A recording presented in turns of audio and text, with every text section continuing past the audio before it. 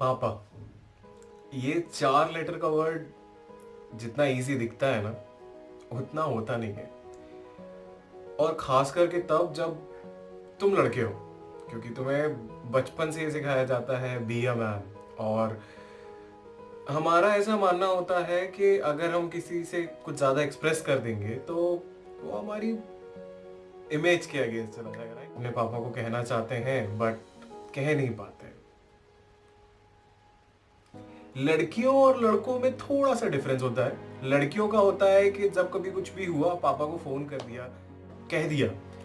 लेकिन हमारे केस में ऐसा नहीं होता है। पापा से कुछ कहने से पहले हम 1000 बार सोचते हैं।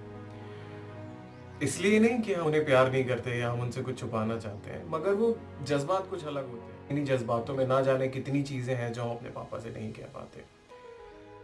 सोचता हूँ कि मैं सुबह उठ के सबसे पहले अपने पापा को विश करूंगा, लेकिन तुम्हें पता है सबसे ज्यादा मुश्किल काम यही होता है। पता नहीं, एक अजीब सी फीलिंग होती है कि मैं उन्हें विश करूंगा तो शायद वो रिएक्ट भी नहीं करेंगे, शायद वो हंस देंगे मुझ पे, शायद वो कहेंगे ये क्या तू लड़कियों जैसी हरकतें कर रहा है। मगर सच कहूं तो ऐसा होता नहीं। अलग से माहौल में पाले जाते हैं।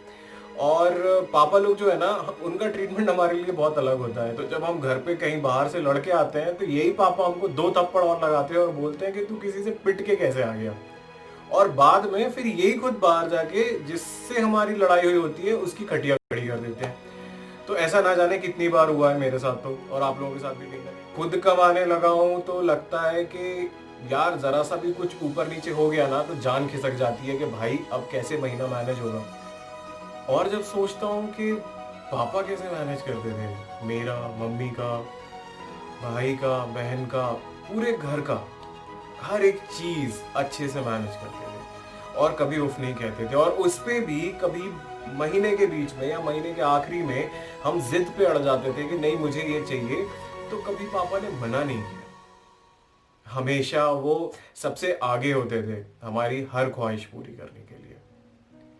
हमारे पापा वो वॉरियर होते हैं जो हर दिन हर वक्त हमारे लिए लड़ते हैं लेकिन कभी जताते नहीं है। भले ही उनकी उम्र बढ़ गई है, मगर मजाल है कि आज भी मेरी कोई ख्वाहिश अधूरी रह जाए ना। इनका हम लड़कों को प्यार दिखाने का तरीका कुछ अलग होता है। ये पहले कुटाई भी करते हैं हमारी और फिर बाद में यही हमें लड्डू ला के देते हैं।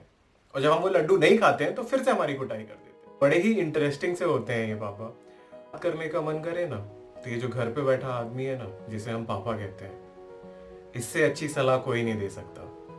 कभी इसके साथ कहीं ड्राइव पे जाओ, फिर देखो उस ड्राइव पे तुम्हें इतना मजा आएगा जितना तुम दोस्तों के साथ भी नहीं एंजॉय कर सकते। मेरी उम्र बढ़ती गई, पता ही नहीं चला कब पापा ने मुझे अपने बेटे से दोस्त बना लिया।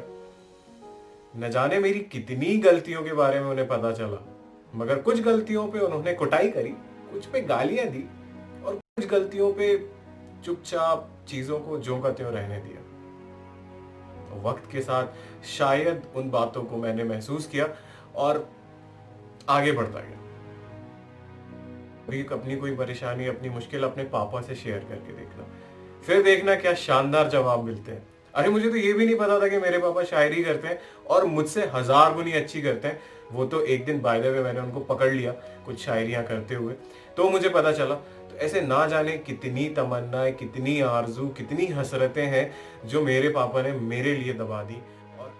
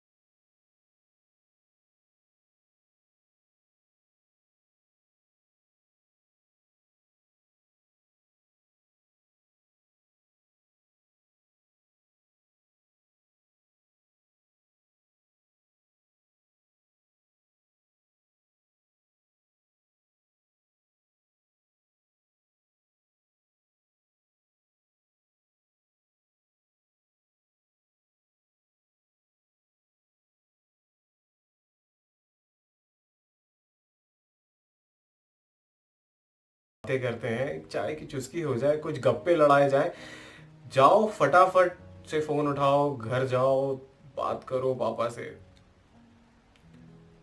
देखो क्या चमक उठती है उनकी आंखों में जब वो तुम्हें देखते हैं उस जगह पहुंचते हुए जहां वो कहना तो चाहते हैं तुमसे, मगर वो भी तुमसे उतना ही छुपाते हैं। और अगर मेरा वीडियो पसंद आया तो please like share and subscribe, और हाँ, फॉरवर्ड करना मत भूलना।